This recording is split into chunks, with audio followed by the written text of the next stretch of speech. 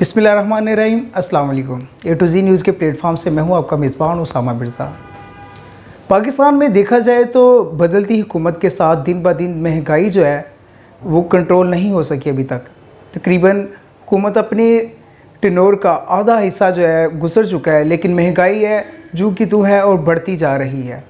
इस हवाले से पाकिस्तान तहरीक इंसाफ ट्रेड विंग के सिटी नायब सदर आसफ रशीद गुरेजा साहब हमारे साथ मौजूद है, जिनसे हम बात करेंगे कि पाकिस्तान तहरीक इंसाफ की गवर्नमेंट जो है अभी तक महंगाई को कंट्रोल करने में बिल्कुल नाकाम नज़र आ रही है और इनकी आइंदा भी क्या पॉलिसीज़ है इस महंगाई को कंट्रोल करने के लिए, इनका क्या कहना है। और फैसलाबाद एक सनती शहर है, यहाँ के मज़दूर तबका लोग जो है बहुत हद तक मुतासिर है और ये उनकी नुमाइंदगी करते हुए अपने कैंडिडेट्स को पार्लियामेंट तक पहुँचाते हैं, पंजाब असम्बली तक पहुँचाते हैं। वो क्यों इनकी आवाज़ नहीं पहुँचा रहे, क्या वजह है, क्या कहना है। हमारे साथ मौजूद है आसफ रशीद गुरेजा साहब। अस्सलाम वालेकुम सर, कैसे हैं आप सर? अल्हम्दुलिल्लाह, अल्लाह का बहुत शुक्र है। सर ये बताइएगा कि पाकिस्तान तहरीक इंसाफ जब से आई है, इनसे एक महंगाई का जो जिन है वो अभी तक काबू में नहीं आ सका, इसके बारे में क्या कहेंगे आप? इनकी पॉलिसीज़ क्या है इस महंगाई को कंट्रोल करने के लिए, क्या कहेंगे आप? नहमदहु व नुसल्ली अला रसूलिहिल करीम, अम्मा बाद वअऊज़ु बिल्लाहि मिनश शैतानिर रजीम, बिस्मिल्लाहिर्रहमानिर रहीम। सबसे पहले तो मैं आपके चैनल का बहुत शुक्रगुज़ार हूँ कि आप लोगों ने मुझे यहाँ पे इनवाइट किया और इंतहाई हॉट इशू पर बात करने के लिए यहाँ पे इनवाइट किया। आपको बहुत शुक्रिया।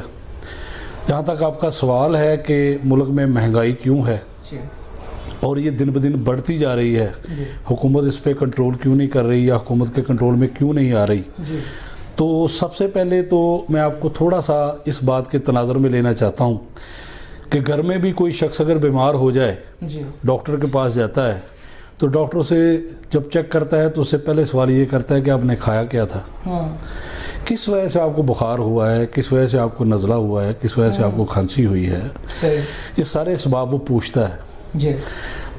बदकिस्मती से अभी तक किसी ने भी महंगाई की इश्यूज नहीं पूछे, महंगाई की वजह नहीं पूछी, बस महंगाई हो गई जी, महंगाई हो गई जी, महंगाई हो गई। यही अपोजिशन सड़कों पे आके कर रही है, यही आम आदमी जो है वो ये ऐसे बात कर रहा है, लेकिन इसकी जो वजह है जिस वजह से ये हुई है उसकी तरफ जाने को कोई तैयार नहीं। बिल्कुल ऐसे तमाम सिम्टम जो हैं वो उनकी तरफ जाने के लिए तैयार नहीं। अच्छा। अब सबसे पहले मैं आपको बताता हूं कि दुनिया इस वक्त दो चीज़ों में बटी हुई है, कोरोना से पहले और कोरोना के बाद। कोरोना से पहले की दुनिया और थी, कोरोना के बाद की दुनिया और है। सही। जब कोरोना हुआ तो इसने पूरी दुनिया को ऑब्वियसली अपनी लपेट में लिया। जब लपेट में लिया तो तमाम जो कमोडिटीज़ ऑफ लाइफ थी, नेसेसिटीज़ ऑफ लाइफ थी, ये सब की सब डे बाय डे ये डिक्रीज़ हुई हैं, इनके प्राइसेस नीचे आ गए। जी जी। ऑब्वियसली इसका असर पाकिस्तान पर भी पड़ा, चीज़ों के रेट नीचे आए। जब रेट नीचे आए तो उस वक्त तो लोग बड़े खुश थे कि जी रेट बहुत नीचे आ गए जी। ये लेट्स सपोज वक्त पेट्रोल का जो रेट था वो 4.4 था, समथिंग 44 पॉइंट समथिंग था।